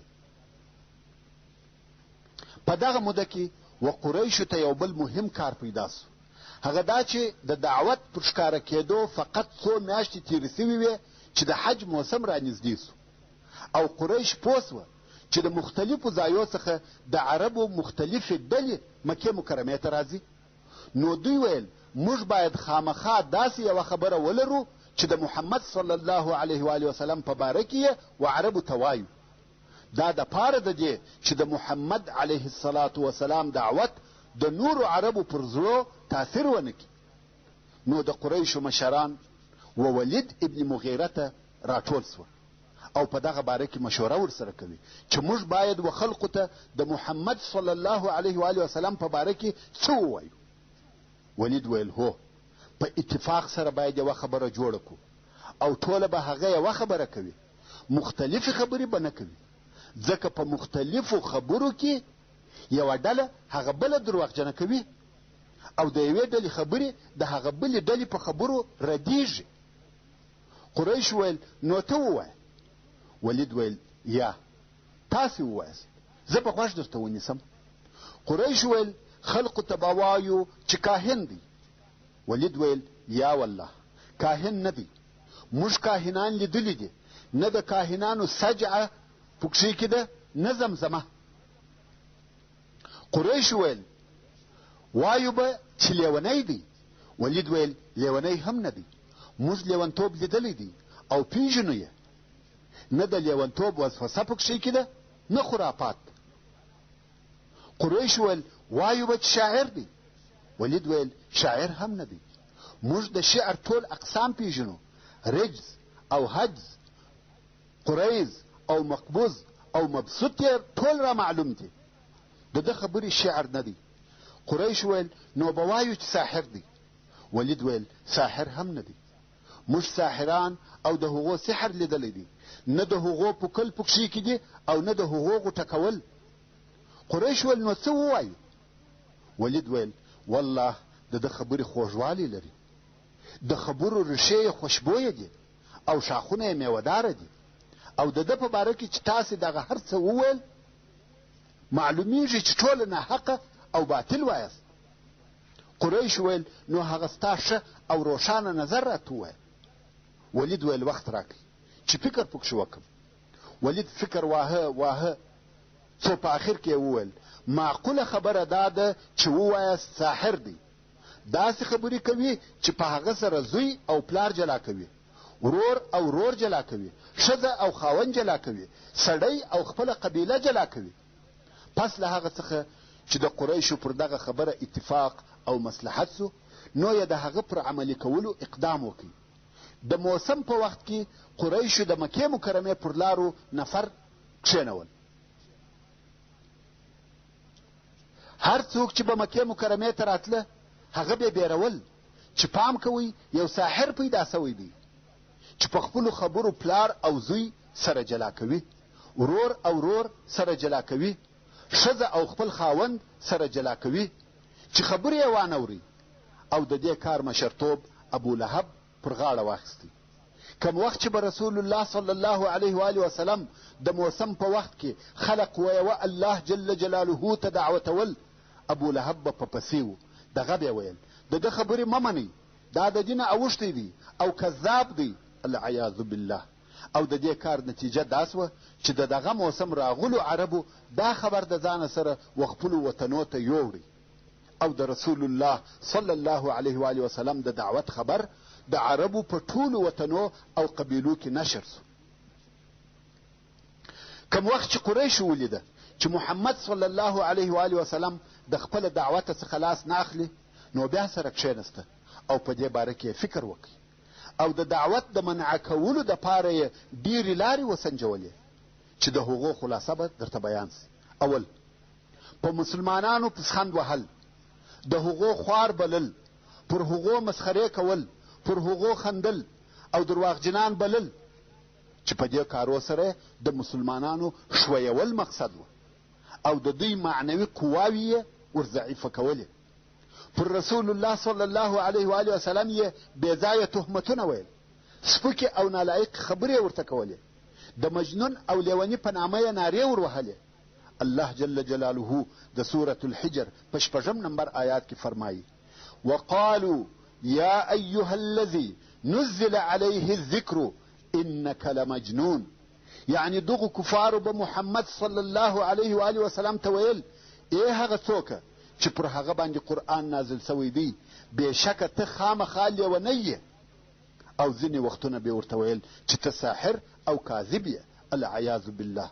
الله عز وجل د سورة صاد په 4 نمبر آیات کې فرمایي وعجبوا ان جاءهم منذر منهم وقال الكافرون هذا ساحر کذاب. یعنی کفار د دې څخه تعجب کوي چې د دوی د جملې څخه و دوی ته بیرونکی رسول راغلی دی. او دغه کافران وایي چې دغه بیرونکی رسول ساحر، کوډګر، درواغجن دی. او کوم وخت چې به رسول الله صلی الله علیه و آله وسلم یو ځای کښېنستی او د ده پر شاوخوا به د ده صلی الله علیه و آله وسلم هغه ضعیفه اصحاب ناست وه، کفارو به پسخند په واهه او ویل به چې دا د ده مجلسیان دي. دوهم، د رسول الله صلی الله علیه و آله وسلم پر تعالیمو او لارښوونو شبهات پیدا کول او د حقیقت څخه لرې درواغ پورې تړل او پر اسلامي تعلیماتو بېځایه ارادونه نشرول. لکه نن ورځ حتی د ده علیه الصلاة وسلام پر شخصیت د شبهاتو او ارادو نشرول. او دا نشریات دونه ډېر وه چې عامو خلقو ته د رسول الله صلی الله علیه و آله وسلم په دعوت کې د فکر کولو وخت او مجال نو. او قرآن مجید ته اساطیر الاولین پخوانۍ قصې ویل او ویل به چې دا قرآن یو انسان ورښیي او ویل به چې دا څنګه رسول دی چې خوراک کوي او په بازارو کې ګرځي. او په قرآن مجید کې د کفارو د دغه ټولو اراداتو رد موجود دی. دریم، د قرآن مجید سره په پخوانیو قصو معارضه چې خلق به د قرآن مجید د اوریدلو څخه په هغه قصو مشغوله کول. او دا کار یې د نضر ابن الحارث په واسطه کاوه چې تفصیل به په وروسته کې درته راسي. څلورم، مساومات، یعنی یو څه راکه یو څه واخله. د دې څخه مقصد دا دی چې شرک او اسلام سره ګډ کړي. یعنی مشرکین د خپل شرک یو څه کارونه پرېږدي او رسول الله صلی الله علیه و آله وسلم د خپل دین او دعوت یو څه کارونه پرېږدي. کم وخت چې مشرکانو ولیده چې دعوت نور هم نشریږي او د خلقو توجه ورته زیاتیږي، قریش په بیره کې سوه چې دا کیسه نوره هم پسې اوږدیږي او دوی یې مخنیوی نسي کولی. او قریبه ده چې د اسلام او مسلمانانو مسئله پر ټوله مکه غالبه سي. نو د قریشو مشرانو دا مشوره او اتفاق وکړي چې داسې یو کار ته به محمد راوبولو چې تر اوسه مو هغه پیشنهاد نه دی ورته کړی. نوې خبره ده، شاید دا را سره ومني. ټولو مشرانو دا خبره خوښه کړه او رسول الله صلی الله علیه و آله وسلم یې د قریشو د مشرانو سره د ملاقات لپاره راوغوښتی. سرور کائنات صلی الله علیه و آله وسلم هم راغلی. قریش ورته کښېنستل او ویل یا محمد، هر پیشنهاد چې مو درته وکړي تا نه کوي قبول. اوس یوه نوې طریقه درته وایو او دا دې هم تا ته معلومه وي چې دغه نوې طریقه و موږ ته ډېره سخته او مشکله ده. رسول الله صلی الله علیه و آله وسلم وفرمایل وایاست دغه نوې خبره مو څه ده؟ قریش ویل موږ وینو چې ته پر خپله خبره ټینګ یې، نو به یو بل اتفاق وکړو. هغه دا چې یوه ورځ ته زموږ د الهو عبادت کوه او یوه ورځ به موږ ستا د الله عبادت کوو، سره برابر به یو. یوه ورځ ته زموږ پر دین او یوه ورځ موږ ستا پر دین. رسول الله صلی الله علیه و آله وسلم وفرمایل دا د دین کار دی، دا اختیاري معامله نه ده، داسې نسي کېدلی. قریش ویل موږ به یوه هفته ستا د الله عبادت کوو او ته یوه ورځ زموږ د خدایانو عبادت کوه. بیا هم رسول الله صلی الله علیه و آله وسلم نکړه قبوله. قریش ویل موږ به یو کال ستا د رب عبادت کوو او ته یوه ورځ زموږ د خدایانو عبادت کوه. رسول الله صلی الله علیه و آله وسلم بیا هم انکار وکړي. ویل دا څه بې معنا خبرې دي، دا لوبې او مسخرې دي. الهه یا خدایان داسې وي چې یوه ورځ یې تابع او بله ورځ یې منکره یاست. ابن اسحاق وایي رسول الله صلی الله علیه و آله وسلم پر کعبه شریفه طواف کاوه چې اسود ابن مطلب، ولید ابن مغیره، امیه ابن خلف، عاص ابن وائل چې دا ټوله د قریشو لوی مشران دي. ورسول الله صلی الله علیه و آله وسلم ته ودرېده او ویل یا محمد، راسه موږ به د هغه چا عبادت کوو چې ته عبادت کوې او ته د هغه چا عبادت کوه چې موږ یې عبادت کوو. که ستا معبود زموږ تر معبود ښه او بهتر و، موږ به هم په هغه کې خپله حصه اخیستې وي، او که زموږ معبود ستا تر معبود ښه او بهتر و، تا به هم د هغه څخه خپله حصه اخیستې وي. الله جل جلاله د دوی په باره کې سورة الکافرون نازل کړي چې رب عز وجل فرمایي قل یا ایها الکافرون لا اعبد ما تعبدون ولا انتم عابدون ما اعبد ولا انا عابد ما عبدتم ولا انتم عابدون ما اعبد لكم دينكم ولي دين. الله عز وجل دغه د مشرکانو مساومات یا مفاوضات په دغه قاطعه او جازمه فیصله سره وررد کړه. خو دغه مساومات د یوه یا دوه وارو دپاره نه دي سوي، بلکې دا خبرې د مشرکانو د طرفه څو واره او تکرارا سوي دي، خو هر وار بې فایدې وي. دا امکان نه لري چې هلته د مشترک عبادت موجود وي چې هم د الله منم او هم د ډبرو بوتان. او د الله جل جلاله دا قول هم په دغه باره کې نازل سو چې فرمایي ودو لو تدهنو فیدهنون، یعنی که ته د دوی و طرف ته لږ ور واوړې دوی تیار او آماده دي چې ستا و طرف ته در واوړي. مګر یا دا د عقیدې مسله ده، په عقیده کې هیڅ نرمتیا او مراعت امکان نه لري. د عقیدې کار باید خامخا واضح صریح او ښکاره وي. د عقیدې په کار کې نرمي غوړمالي د یو چا لحاظ او مراعت هیڅ نه ځایږي. د مشرکانو د طرفه د آزارو شروع کېدل. اوس نو د بعثت د 4 کال په شروع کې مشرکانو د دعوت د چپولو او منع کولو دپاره دغه ذکر سوي طریقې یوه پس له بلې عملي کولې. پر دې کار څو میاشتې تېرې سوې چې فقط دوی د خولې د خبرو څخه کار اخیستی. د مسلمانانو په ازارولو او عذاب ورکولو یې شروع نه وه کړې، خو دوی ولیده چې دغه طریقې د اسلامي دعوت په منع کولو او چپولو کې بې فایدې دي او هیڅ نتیجه نه ورکوي.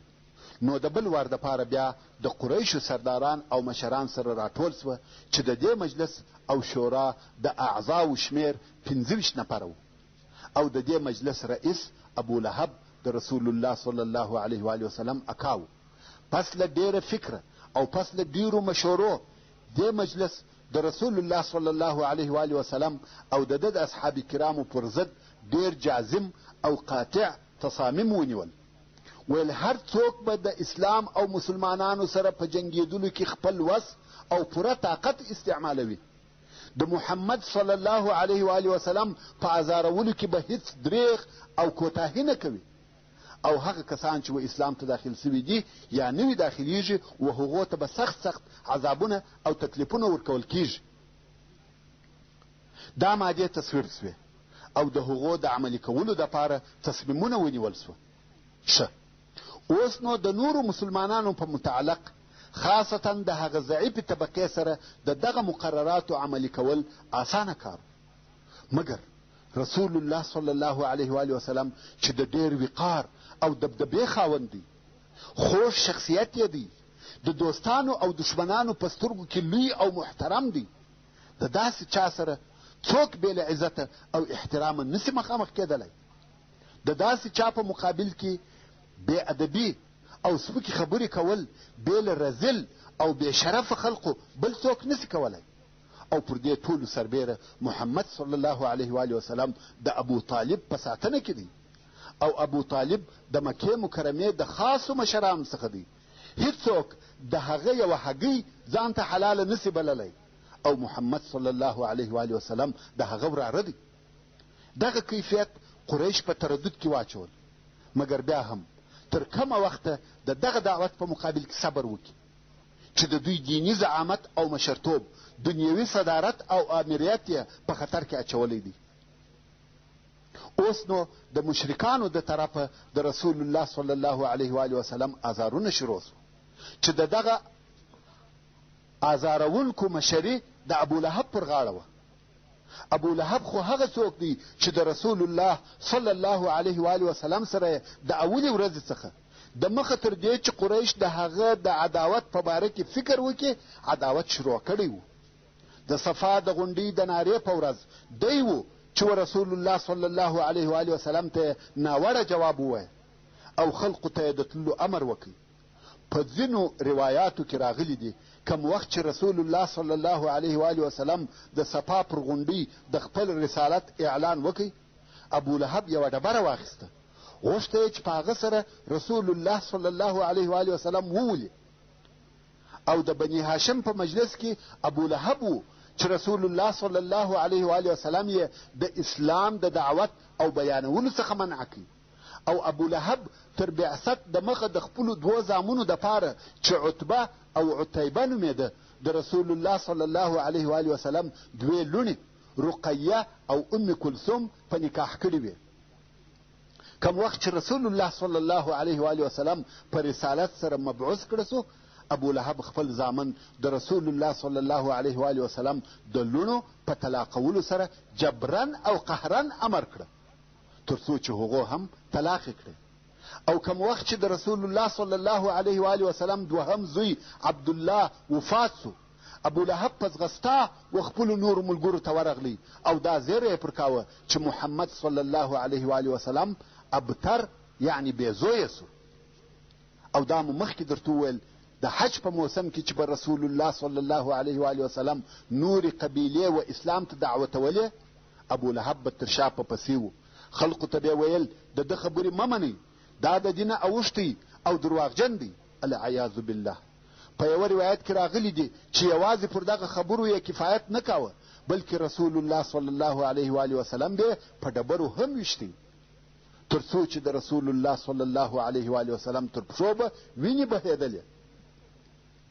او د ابو لهب ښځه چې ام جمیل ورته ویل کېده او نوم یې اروا بنت حرب ابن امیه و او د ابو سفیان خور وه، د رسول الله صلی الله علیه و آله وسلم په دشمنی کې تر خپل میړه ابو لهب نه وه کمه. د شپې بې زوزان راوړه او د رسول الله صلی الله علیه و آله وسلم په لار او د کور په دروازه کې به ورته ایښول. یوه بدخولې او د اوږدې ژبې خاونده وه، پر رسول الله صلی الله علیه و آله وسلم به تهمت او بې ځایه خبرې کولې، د فتنې و اور ته به پکه وهل. د رسول الله صلی الله علیه و آله وسلم پر ضد چې هر څه پر خوله ورتله هغه یې ویل. نو ځکه قرآن مجید دا د حمالة الحطب په نامه سره یاده کړې ده. کم وخت چې دې واورېده چې د دې او د دې د میړه په باره کې قرآن نازل سوی دی چې هغه د تبت یدا صورت دی، و رسول الله صلی الله علیه و آله وسلم ته ورغله چې هغه د کعبې شریف سره ناست و او ابو بکر صدیق رضی الله تعالی عنه هم ورسره و او د دې په لاس کې یو موټ شګې هم ورسره وې، غواړي چې په دغه شګو رسول الله صلی الله علیه و آله وسلم وولي. کم وخت چې دا ورته ودرېده، الله جل جلاله د دې پر سترګو د رسول الله صلی الله علیه و آله وسلم لیدل منع کړه. نو دې وویل یا ابا بکر ملګری دې چیرې دی؟ زه خبره سوی یم چې ده پر موږ بد ویلی دي، په والله که مې ولیدی په دغه شګو بیا پر خوله وولم. او والله زه شاعر یم. او بیا یې وویل مذمما عصینا و امره ابینا و دینه قلینا، یعنی موږ د محمد صلی الله علیه و آله وسلم نافرمانی کړې ده او د ده امر نه قبلوو او د ده د دین سره مو علاقې پرې کړي دي. او بیا رهي سوه. ابو بکر صدیق رضی الله تعالی عنه د رسول الله صلی الله علیه و آله وسلم څخه پوښتنه وکړه، ویل یا رسول الله ایا ته نه لیدلې؟ رسول الله صلی الله علیه و آله وسلم وفرمایل زه نه لیدم، الله جل جلاله دا پر ما ړنده کړه. دا د رسول الله صلی الله علیه و آله وسلم اکا ابو لهب چې دغه ناوړه کارونه یې کول او په عین وخت کې د رسول الله صلی الله علیه و آله وسلم همسایه هم و. کور یې د رسول الله صلی الله علیه و آله وسلم د کور سره مشتی و.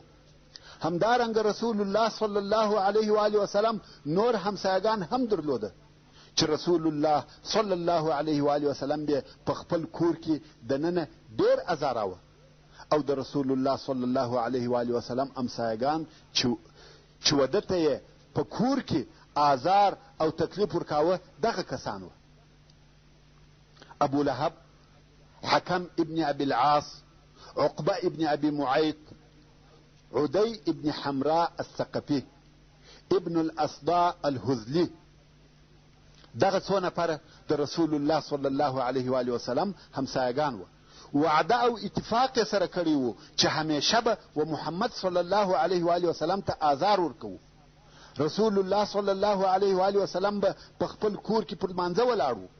د دغو همسایګانو څخه به یوه د پسه د نس مردار شیان پر ورغورځول، تر څو چې رسول الله صلی الله علیه و آله وسلم مجبوره سو د ده په کور کې یوه لوی ډبره وه، لمونځ به یې د هغې ډبرې و شاته کاوه.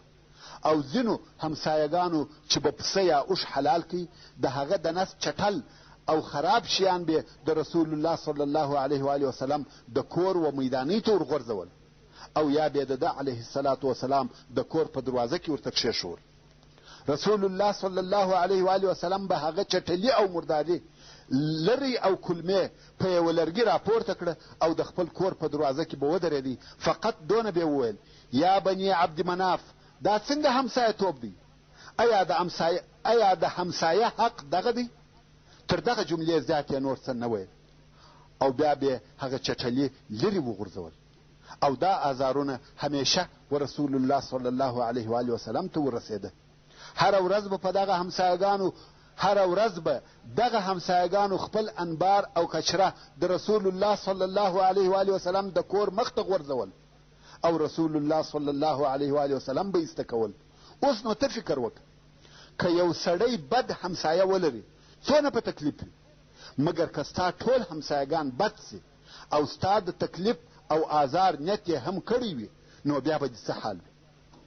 خو زموږ پیشوا او پیغمبر محمد مصطفی صلی الله علیه و آله وسلم د خپلو همسایګانو څخه دغسې آزارونه او تکالیف لیدل او تریخ ژوند یې تېراوه. عقبه ابن معیط په خپل خباثت او شقاوت کې نور زیاتوب هم کاوه. امام بخاري د عبدالله ابن مسعود رضی الله تعالی عنه څخه روایت کوي چې یوه ورځ رسول الله صلی الله علیه و آله وسلم د کعبې شریفې سره لمونځ کاوه. ابو جهل او د قریش نور مشران هم هلته ناست وه او ورته ګوري. زړونه یې د قهر او غضب ورته ډک دي. په دغه وخت کې نور خلق راغله او د کعبې شریفې سره یې یوه اوښه حلاله کړه. نس یې ورسرې کړي، کلمې او لړمون یې ځینې راویسته. قریش ورته ګوري، نو یې په خپل مابین کې سره وویل: څوک دغه کلمې اخلي او د محمد صلی الله علیه و آله وسلم د سجدې په وخت کې یې د ده پر سر ور ایږدي؟ قریش خاندي او مسخرې کوي، غواړي چې یو څوک دا کار وکړي.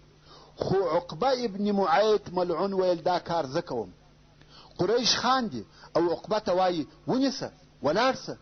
یو د دې خوا بل د بلې خوا څو عقبه لعنت الله علیه ولاړ سو او هغه د اوښې د نس مردار شیان یې راواخیسته. کوم وخت چې رسول الله صلی الله علیه و آله وسلم پر سجده سو، د هغه پر سر یې ورکښېښول. وینې، مرداري، غوړزګي د رسول الله صلی الله علیه و آله وسلم پر مبارک سر پراته دي، او د صلی الله علیه و آله وسلم و خپل رب ته سر پر سجده ایښی دی. عقبه ملعون بیرته د قریشو پر طرف وررهیسو او خاندي، شین د خندا کېږي. هغه نور قریش هم ورته ګوري او پر دغه خپل رذل او خبیث عمل خاندي. رسول الله صلی الله علیه و آله وسلم و خپل رب ته پر سجده دی او دغه چټل او غوړ شیان یې پر سر پراته دي او قریش خاندي. هغه څوک چې د دغه قصې روایت کوي وایي: قریشو دونه وخندل چې د ډېرې خندا څخه به پر یوه او بله خوا کږېدل، او یوه به پر بل ځان تکیه کاوه. د ډېرې خندا څخه ځانونه نه سوای تکیه کولی، او دا خندا یې ټوله د رسول الله صلی الله علیه و آله وسلم پر دغه حالت وه. او رسول الله صلی الله علیه و آله وسلم بې حرکته و خپل رب ته پر سجده سر ایښی دی او د سجدې څخه نه راپورته کېږي. څو د رسول الله صلی الله علیه و آله وسلم کوچنۍ لور حضرت فاطمه رضی الله عنها راغله او په ژړا یې دغه کلمې د رسول الله صلی الله علیه و آله وسلم د سره څخه ایسته کړې. فکر وکړئ، دغه قسم معامله د مکې مکرمې د یوه سردار سره، د صادق الامین سره کېده، بې له دې څخه چې نبي، پیغمبر او رسول الله صلی الله علیه و آله وسلم ورته ووایو. خو د قریشو ژوند او اخلاق د هغه چا سره چې خلق یې د یوه رب و عبادت ته رابلل او د بوتانو د عبادت څخه یې خلاصول و دغه اندازې ته رسېدلي وه.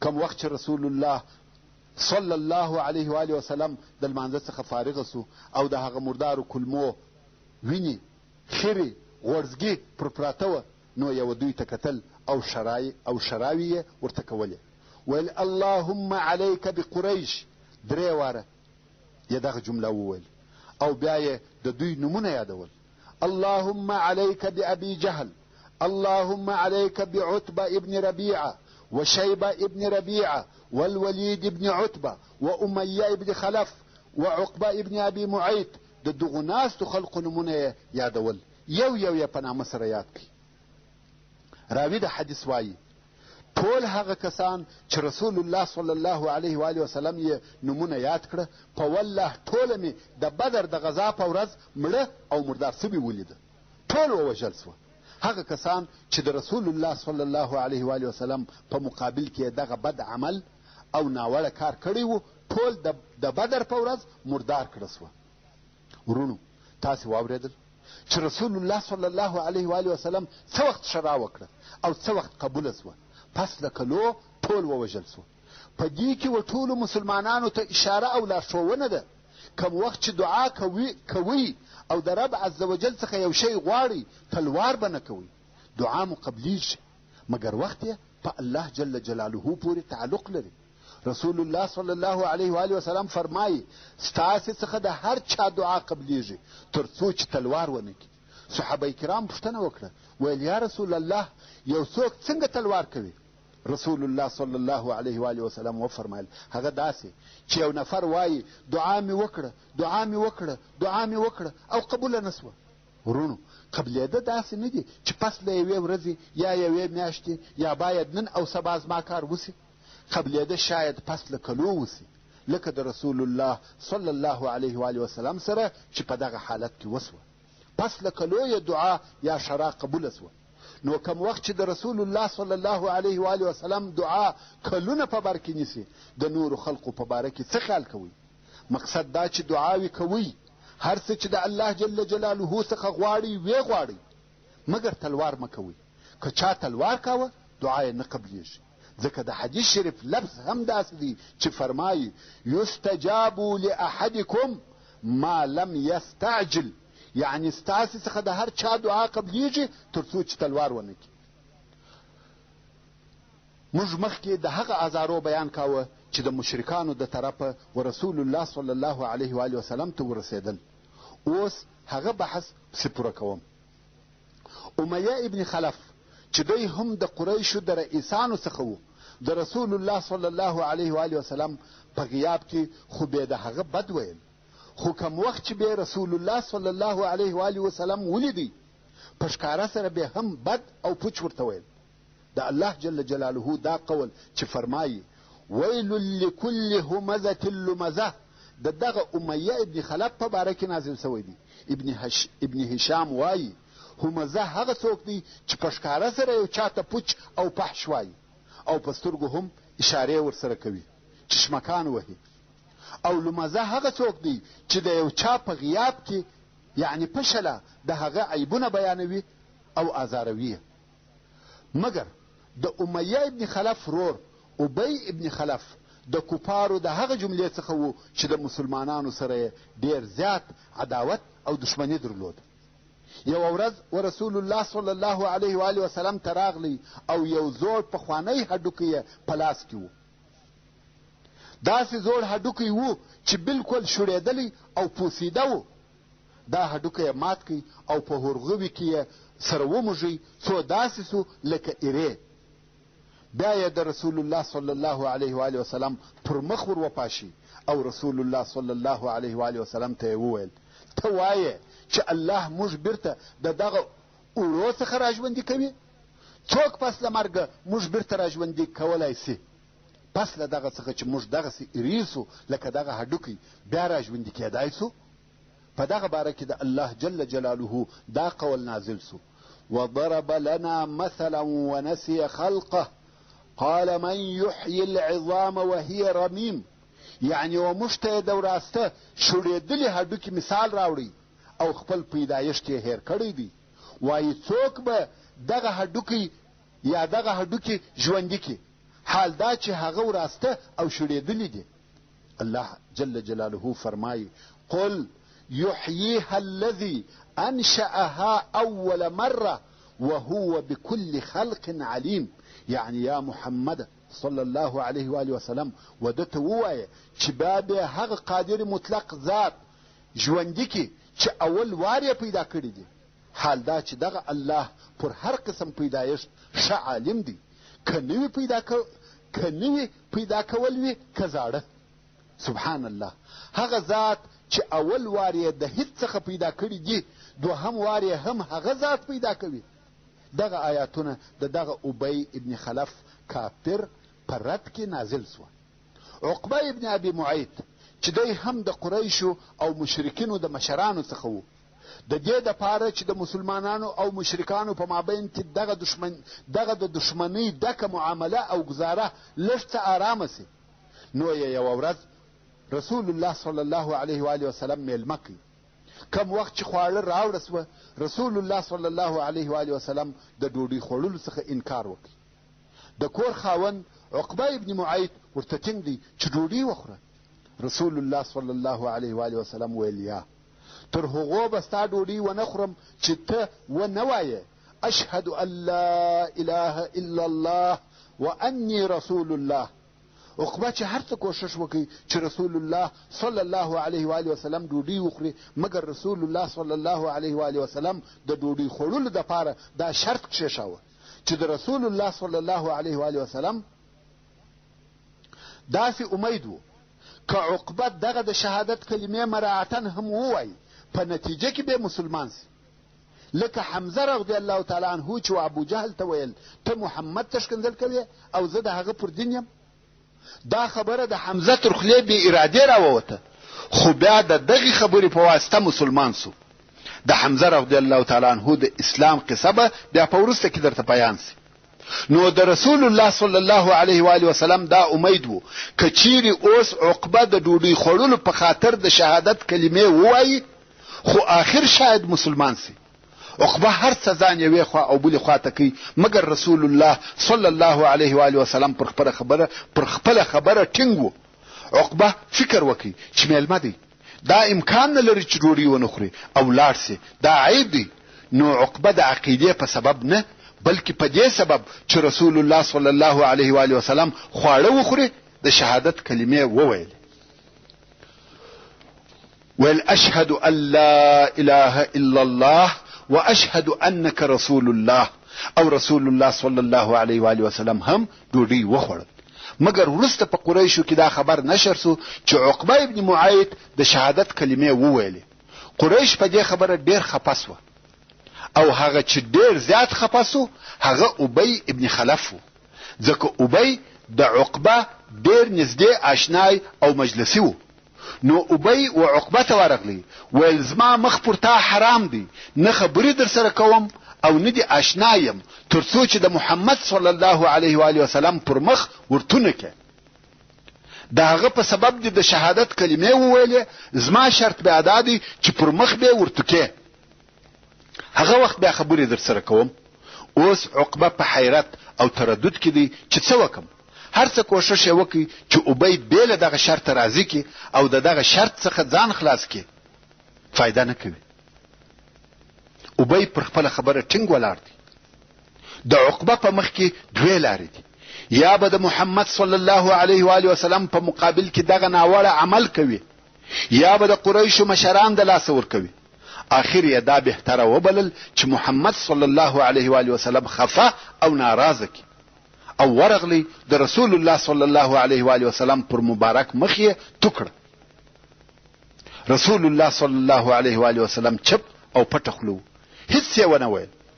ورونو ښه فکر وکړئ، دا هم یو د هغو ازارو او اهانتو څخه دی چې سرور کائنات رسول الله صلی الله علیه و آله وسلم د دین د نشرولو دپاره او د دعوت په لار کې قبول کړي دي. نو د دغه عقبه ابن ابي معیط او د هغه د ملګري ابی ابن خلف په باره کې محترم ورونو، څرنګه چې فتنه پای ته ورسېده، پاته قصه به په راتلونکې شپږمه فتنه کې واورئ ان شاء الله تعالی. وما توفيقي الا بالله وهو السميع العليم. وصلى الله تعالى على خير خلقه محمد وآله وأصحابه وأهل بيته أجمعين. والسلام عليكم ورحمة الله وبركاته.